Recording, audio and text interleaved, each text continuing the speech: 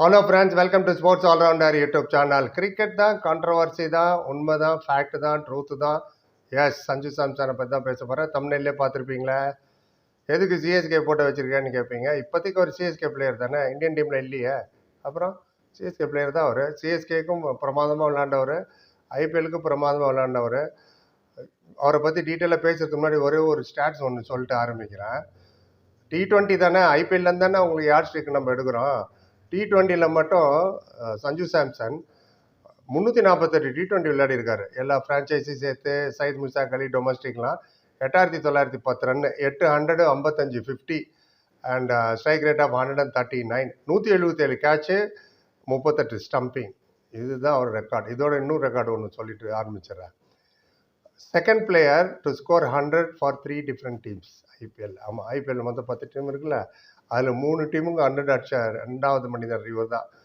சரி, இவர் யார் யாருக்கு அடிச்சான்னு சொல்லிடுறேன். Delhi capital, Rajasthan Royal and CSK. Right. அப்போ முதல் மனிதர் யார், ஃபர்ஸ்ட் யார் அடிச்சா கேட்கல, அவரும் நம்மால் தான், கேஎல் ராகுல். அது இன்னமும் தெரில. விக்கெட் கீப்பருக்கு தான் இந்த சோதனைலாம் வருது. அவர் விக்கெட் கீப்பர் தானே. அவர் டெல்லி கேபிட்டல், பஞ்சாப் கிங்ஸு, இதோட சுத்தம் லக்னோ சூப்பர் ஜாயிண்டில் 100லாம் அடித்தார். ஸ்டில் டோஸ்லாம் வாங்கினார். டோஸ் விட்டார் ஒருத்தர், ஞாபகம் இருக்கா? கை தூங்க எத்தனை பேருக்கு ஞாபகம் இருக்குன்னு. ஈவன் சிஎஸ்கேக்கு விளையாடும் போது கூட இப்போ ஒரு சீசன் தான் விளையாடிருக்காரு. 477 ரன்னுங்க, ஸ்ட்ரைக் ரேட் ஆஃப் 165, 14 மேட்சில். ஆமாம், 200 அடிச்சார். அதுலேயே டெல்லி கேபிட்டலுக்கு எதிராக 115, மும்பை இந்தியன்ஸுக்கு எதிராக 101 ரன்னு. பாருங்க, அவங்க நல்ல போலிங் அட்டாக். அவங்க இந்த விஷயத்துக்கு சஞ்சு ஒரு ஸ்டேட்மெண்ட் கொடுத்துருக்காரு, இன்டர்வியூ கொடுத்துருக்காரு. அதை தான் எல்லாரும் அங்கங்கே பேசிகிட்டு இருக்காங்க. ஜிடி தான் எனக்கு ஞாபகப்படுத்துறாரு, பாலா சார் இந்த மாதிரி நடந்திருக்கு, அதை என்ன கவனிங்கன்னு. நான் அலசி ஆராய்ச்சி யார் யார் என்ன போட்டிருக்கான்னு mainstream media, mainstream newspaper எல்லாத்தையுமே அதான் போட்டிருக்கு. என்னன்னா, சஞ்சு சாம்சன் வந்து I am not part of rat ரேஸ்ன்ட்டாரு டக்குன்னு. ஆமாம். அண்ட் இப்போ தான் காக்ரோச் பெரிய தமாக்கா பண்ணிட்டு போனாங்க. இப்போ rat race I am not part of it. அதான் அந்த செலெக்ஷன் கமிட்டி எல்லாம் சேர்த்து சொல்கிறாருன்னு நினைக்கிறேன். ஒரு வாட்டி மொஹிந்தர் ரமநாத் தெரியுமா, அவர் டீம் அவரை ட்ராப் பண்ணிட்டாங்க. அவர் டீமை பார்த்துட்டு வந்து நம்ம சொன்னார், bunch of jokers selected, bunch of ஜோக்கர்ஸ்ன்னார். ஒரு காலத்தில் தேடி பாருங்க இருக்கும் செலக்டர்ஸை. ஆமாம், அதெல்லாம் ஒரு பக்கம் இருக்கட்டும். அண்ட் சஞ்சு சாம்சன் என்ன சொல்கிறாருன்னா, no one will tell me how to bat. அது வேர்ல்ட் கப்பில் 3 மேட்ச் லைனாக அவர் பர்ஃபார்ம் பண்ணதுனால தான் நம்ம வேர்ல்ட் கப் ஜெயிக்க முடிஞ்சுது. And Sanju will decide for சஞ்சுன்னு வேற கேப்ஷன் கொடுத்துருந்தாரு. என் முடிவை நானே தான் எடுப்பேன். அப்படி தான் செலக்டர்ஸை கேட்டாங்க, ஏன்ப்பா நீங்கள் சஞ்சு சாம்சனை எடுக்கல, ஜிம்பாப்வே சீரீஸு அதெல்லாம் அப்பப்போ ட்ரா பண்ணிங்களா என்னன்னு. அவங்க என்ன தெரியுமா சொன்னாங்க, அவர் ஒன்றும் கன்சிஸ்டன்ட் இல்லை. அண்ட் அப்போ ஒன்றே ஒரு ஜேர்னலிஸ்ட் கேட்டார், அப்போ அபிஷேக் என்ன கன்சிஸ்டன்ட்டு, இன்கன்சிஸ்டன்ட் தானே இருக்காருன்னு. அதுக்கு ஒரு பதில் சொன்னாங்க பாருங்க. அவர் வந்து மேட்ச் வின்னரு, அவர் வந்து இம்பேக்ட் பிளேயர். இம்பேக்ட் மீன்ஸ் அந்த இம்பேக்ட் பிளேயரில், ஐபிஎல் இம்பேக்டில் ஒரு மேட்ச்சில் இம்பேக்ட் கொண்டு வர முடியும், டமால் டிமில் அடிக்கக்கூடியவர். அதனால தான் அவருக்கு அவ்வளோ சான்ஸ் கொடுத்துருக்கு. அபிஷேக் சர்மாவை ஜஸ்டிஃபை பண்ணாங்க. ஆனால் இம்பேக்ட் பிளேயர்னா யார்? வேர்ல்ட் கப்பில் வெஸ்ட் இண்டீஸுக்கு எதிராக அந்த முக்கியமான மேட்ச் சூப்பர் 8 அங்கே தோற்றுறது, அங்கே தூக்கி வெளில போட்டிருப்பாங்க நம்மளை. சஞ்சு 97 அடித்தார் அகேன்ஸ்ட் வெஸ்ட் இண்டீஸ். செமிஃபைனலில் இங்கிலாந்துக்கு எதிராக 89 அடித்தார், மேன் ஆஃப் த மேட்ச். ஃபைனலில் 82 அடித்தார் நியூசிலாண்டுக்கு எதிராக, man of the match. Jofra ஆர்ச்சர்லாம் விளையாண்டார், மேட் என்ட்ரி எல்லாம். அதனால தான் வேர்ல்ட் கப் ஜெயிச்சோம். இப்போ அவர் இம்பாக்ட் பிளேயரில் எது இங்கே இம்பாக்ட் நீங்கள் சொல்லுங்கள் பார்ப்போம். அபிஷேக் சர்மா எஸ்ஆர்ஹெச்சுக்கு ஃப்ளாட் பிச்சஸில் அடித்தே நீ ஓகே. ஆனால் இவர் சஞ்சு அடித்ததெல்லாம் இன்டர்நேஷ்னல் மேட்சஸ். இப்போ நான் சொன்ன அந்த 3 ஆஃப் செஞ்சுரி வேர்ல்ட் கப்பே கொடுத்துச்சுல சூரியகுமார் யாதவுக்கு. அவரும் இல்லை டீமில். அது அவர் எப்போ வர போகிறாரு தெரில, அவரோட ஃபேக்ட் உண்மைகளை எடுத்துக்கிட்டு. எனிவே, அதனால ஆதங்கம் குமரல் இருக்க தானே செய்யும். இப்போ ஜிம்பாப்வே டூரில் அவர் ட்ராப் பண்ணிட்டாங்க, அபிஷேக் சர்மா கூப்பிட்டு போனாங்க. நான் இந்த ஸ்டேட்மெண்ட் வரதுக்கு முன்னாடி ஒரு வீடியோவில் நான் சொல்லியிருந்தேன், இது என்னப்பா ஸ்கோர், இது ஓப்பனரு ஒரு மேட்ச்சில் 2, 1ல் 8, 1ல் 1. இந்த ஜிம்பாப்வே டூரில் 3 மேட்ச்சில் மொத்தமே 11 ரன் தான் அபிஷேக். சரி, அயர்லாண்டு அதோட குட்டி டீம் அது. ஒரு மேட்ச்சில் 0, ஒரு மேட்ச்சில் 43. இங்கிலாந்து டூரில் ஒரு மேட்ச்சில் 3, ஒரு மேட்ச்சில் 16, ஒரு மேட்ச்சில் 10. ஸோ கிட்டத்தட்ட கூட்டி கழிச்சு பார்த்தீங்கன்னா 7 இன்னிங்ஸில் 40 ரன் தான் எடுத்தார். இதுதான் இம்பாக்ட் பிளேயரா? அப்போ ஒவ்வொரு பிளேயருக்கு டிஃப்ரெண்ட் யார்ட் ஸ்டிக்கா, ஒருத்தருக்கு ஒரு மாதிரி லைக்ஸ் அண்ட் டிஸ்லைக்ஸ், அப்படி தானே தெரியுது. அபிஷேக் சர்மா இப்போ ஏன் சார் நிறைய அவுட் ஆகிட்டே இருக்காரு, ஐபிஎல்ல கலக்கணும்னு கேட்டிங்களே, அதுக்கு சொல்கிறேன். அவரு புதுசாக ஷாட்டெல்லாம் கற்றுட்டு வரல, அப்படி தான் அவர் விளையாடுவார். பவுலர் ஒர்க் அவுட் பண்ணிட்டாங்க அவரை இன்டர்நேஷ்னல். ஏஸ் இவர் எப்படி அவுட் பண்ணோம், எங்கே ஃபீல்ட் செட் பண்ணோம், அவர் எப்படி க்ரீஸ் விட்டு வெளில வருவார், ஷார்ட் ஆஃப் லென்த்து போடு, கட் பண்ணுவார், டீப் தேர்ட் மேனில் கேட்ச் பிடி, டீப் பாயிண்டில் பிடி, எக்ஸ்ட்ரா கவரில் பிடி, அப்படி தான் அவுட் ஆனார். கொஞ்சம் கூட மாற்றிக்கலன்னு என்ன அர்த்தம்? திஸ் இஸ் வை பிளேன்னா அப்படி தான். அப்போ கேள்விகள் எழ தான் செய்யும், ஏன் இல்லை சஞ்சு சாம்சன்னு. இன்னும் எவ்வளோ தான் ப்ரூவ் பண்ணணும் அந்த மனுஷன். கூடவே இதுவும் சொல்லியிருந்தாரு, நான் இப்போ எனக்கு 31 வயசு ஆயிடுச்சு, இன்னும் ஒரு ஃபியூ இயர்ஸ் ஆஃப் கிரிக்கெட் இருக்கு என் கேரியரில்.